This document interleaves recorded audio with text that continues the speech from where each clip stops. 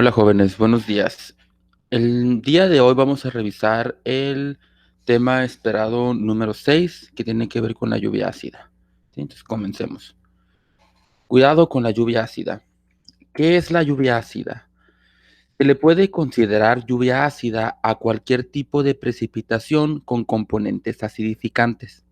¿A qué me refiero con componentes acidificantes? Pues que básicamente dentro de esa precipitación hay ácido. Y los más comunes pues, son el ácido sulfúrico o el ácido nítrico.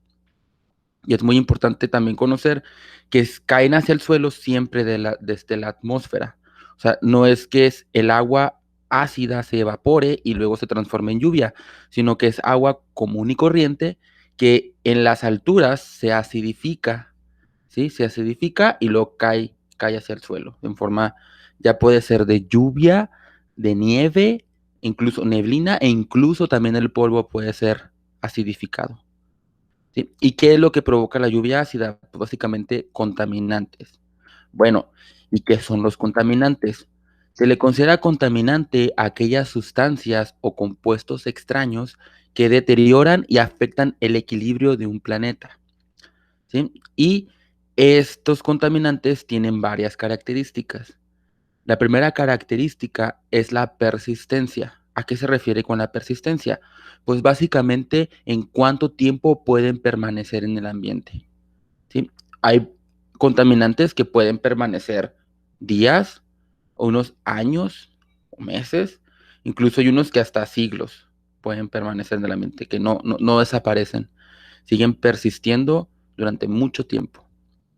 Otra característica es la acción. ¿A qué se refiere con la acción? Pues que si pueden ser degradados o no pueden ser degradados. Hay contaminantes que se pueden remediar, que se pueden eliminar, que pueden degradarse.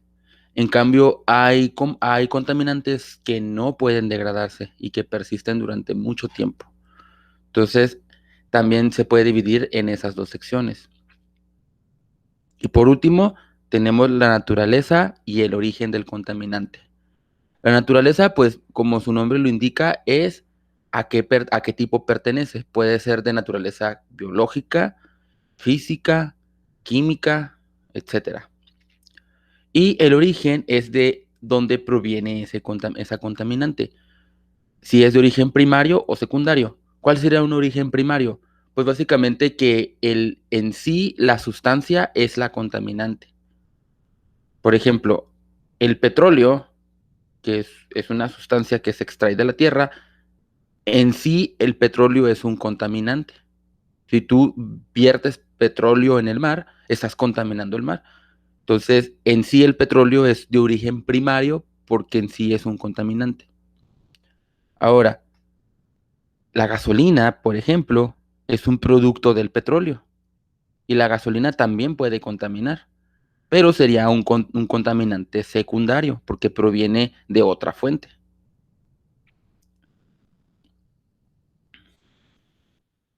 ¿Cómo fue descubierto o cómo fue que la gente se dio cuenta de que existía la lluvia ácida? Básicamente, la lluvia ácida sí existía de forma natural en el mundo, pero era muy, muy, muy extraño que se llevara a cabo ese fenómeno. Sin embargo, con la revolución industrial, pues comenzaron las grandes fábricas y comenzaron a generarse emisiones, sobre todo a la atmósfera, por la quema de carbón y la quema de combustibles fósiles. Entonces, por ejemplo, la primera ciudad o la primera vez que se registró algo como lluvia ácida fue en Londres, en Inglaterra, a principios de los 1900.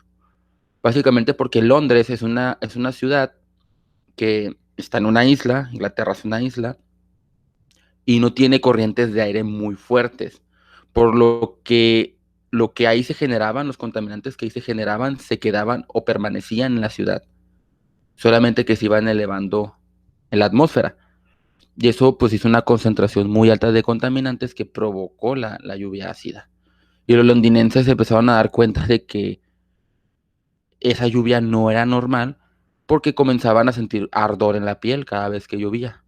Y era básicamente porque les estaba lloviendo ácido.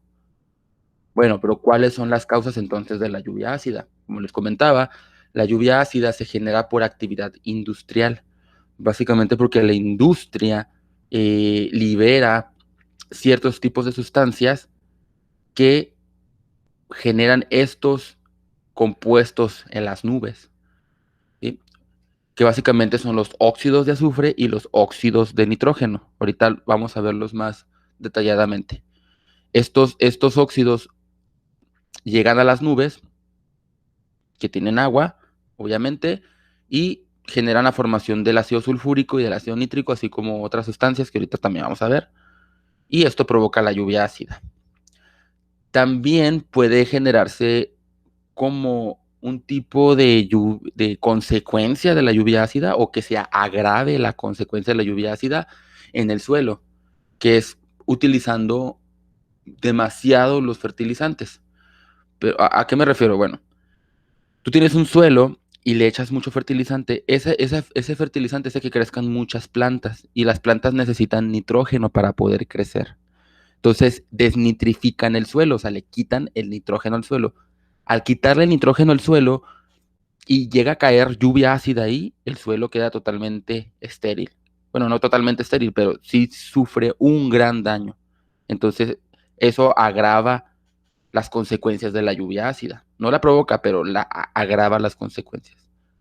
Y como también les había comentado anteriormente, pues sí existen fuentes naturales que provocan lluvia ácida, sobre todo las erupciones volcánicas, porque también en las erupciones volcánicas pues se libera grandes cantidades de óxido de azufre y de óxidos de nitrógeno.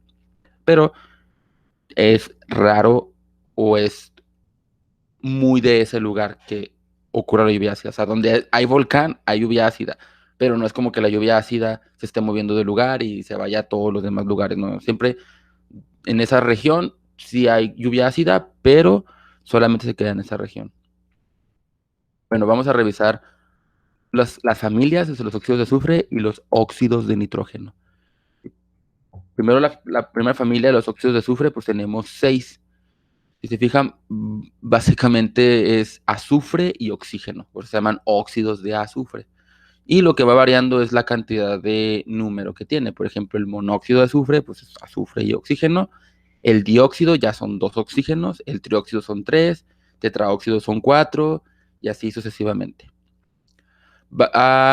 Estos dos primeros, el monóxido de azufre y el dióxido de azufre, son los más comunes y los que más generan esos compuestos o ese ácido sulfúrico en las nubes.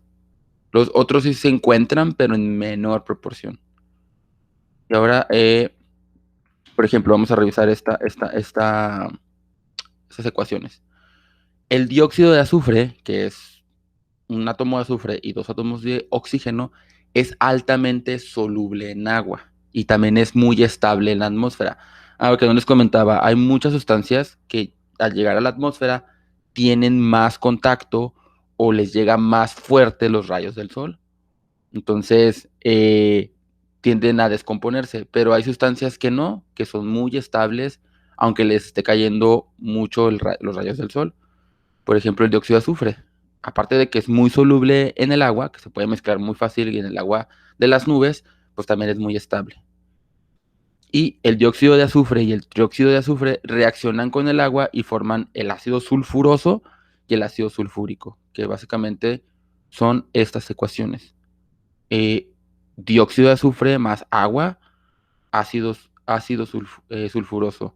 Y el trióxido de azufre más agua, ácido sulfúrico. No, perdón, ese de aquí arriba es el ácido sulfúrico y ese es el ácido sulfuroso. ¿Sí? Y eso es lo que cae realmente cuando está lloviendo lluvia ácida. Ahora vamos a revisar los óxidos de nitrógeno. También son 6 especies. Y básicamente es nitrógeno con oxígeno, así como el otro era azufre con oxígeno, aquí es nitrógeno con oxígeno. También es así, monóxido de nitrógeno, dióxido de nitrógeno, monóxido de dinitrógeno, y básicamente nomás va cambiando la cantidad de oxígenos y de nitrógenos que tiene. Ahora el monóxido de nitrógeno y el dióxido de nitrógeno son los más comunes, y aparte estos son muy, muy, muy emitidos con la quema de combustibles fósiles, o sea que los automóviles, las motocicletas, los camiones, etcétera, liberan grandes cantidades de estos a la atmósfera. De hecho, creo que son los principales causantes de la liberación de esas sustancias. ¿Cómo actúan? Bueno, el monóxido de nitrógeno y el dióxido de nitrógeno son considerados como contaminantes mayores. Y este dióxido forma con el agua ácido nítrico, ácido nitroso y óxido nítrico. ¿Sí? O sea, el dióxido de nitrógeno puede formar tres tipos de ácidos diferentes. O sea, aquí tenemos el dióxido de nitrógeno más agua, nos forma el ácido nítrico y el ácido nitroso. Y el dióxido de nitrógeno más agua también nos genera ácido nítrico y monóxido de nitrógeno, que este reacciona y vuelve a formar más ácido nítrico. Entonces es como un ciclo. Bueno, ¿y cómo afecta la lluvia ácida entonces al planeta? Pues realmente no nomás es que sea el agua lo que afecte, también el aire, ¿sí? Porque, como les comentaba, en regiones donde no hay mucho bosque o mucha vegetación, por ejemplo, como nuestra ciudad, como Ciudad Juárez, hay grandes cantidades de polvo en el aire. Entonces, esta lluvia ácida puede acidificar ese polvo y contamina el aire. De hecho, hay muchas regiones del mundo que el aire está muy contaminado y está aparte acidificado, o sea que estamos respirando casi ácido. Obviamente los árboles son extremadamente afectados por la lluvia ácida porque destruye los bosques, ¿sí? O sea, deja básicamente sin hojas los árboles y los destruye y los deja muertos totalmente. También en el mar, porque el mar necesita tener un pH específico y la lluvia ácida acidifica el mar y eso extermina grandes cantidades de peces del mar. Y lo peor es que no es como que ya mate los peces y ya se disuelva el agua, sino que permanece de esa manera acidificado, porque no hay un agente externo que neutralice ese ácido. Y el suelo, pues como les había comentado, si está desnitrificado o si es de regiones donde no hay tantos carbonatos, que los carbonatos son básicos, realmente también lo afecta en gran medida y no se puede cultivar nada y no se puede utilizar porque está extremadamente ácido. Entonces, sí acarrea muchos problemas ambientales la lluvia ácida. Entonces, vamos a ver algunos desastres naturales. Por ejemplo, el primero es en Sudbury, Canadá. Aquí tengo yo la historia.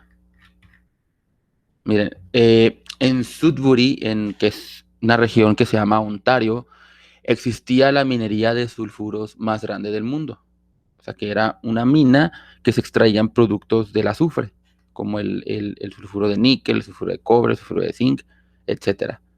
Y la explotación se realizaba por métodos tradicionales como la tostación, o sea, ellos básicamente calentaban esos metales para extraerlos. Obviamente eso emitía unas grandes cantidades de dióxido de azufre a la atmósfera. Y en 1920 la ciudad se torna de color amarilloso y las aguas del río Sudbury presentan una gran cantidad de metales pesados como sulfuros, aluminio, hierro, eh, básicamente estos metales pesados son súper tóxicos y súper persistentes también. Entonces se le consideró un gran desastre ambiental. También en los países nórdicos, sobre todo, como por ejemplo Noruega, Finlandia, Suecia, Suiza, hay muchos problemas con la lluvia ácida porque el suelo de esos países no tiene muchos carbonatos. O sea, es un suelo básicamente neutro, podría decirse, un poquito ácido. Entonces, al agregarle más ácido, pues hace un desastre ecológico tremendo.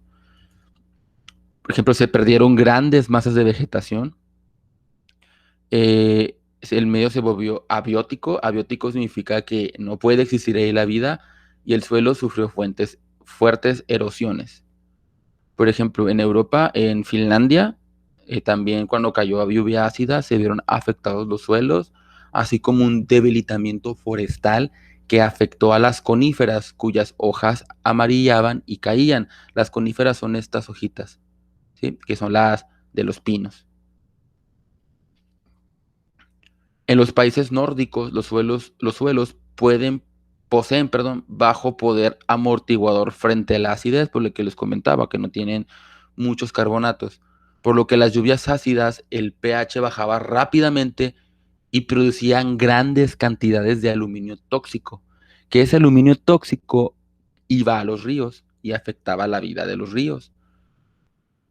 Entonces, básicamente, la lluvia ácida provocaba muchos desastres naturales y sigue provocando porque todavía se da, ya se da en menor cantidad, pero se sigue dando. Entonces, sigue habiendo desastres naturales. Bueno, jóvenes, eso sería todo. Como les comentaba aquí está mi correo, por si tienen alguna duda, alguna pregunta.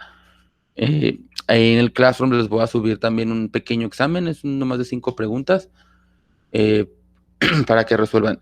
Eh, Recuerden que en su cuadernillo, pues viene la lectura, donde saqué toda la información. Si realmente le quieren dar una leída, pues están invitados porque está muy interesante toda la información que viene aquí. Aparte de que pues, de aquí vienen las respuestas del ejercicio. Bueno, jóvenes, entonces, si no hay nada más que decir, pues nos veríamos la siguiente clase. Adiós.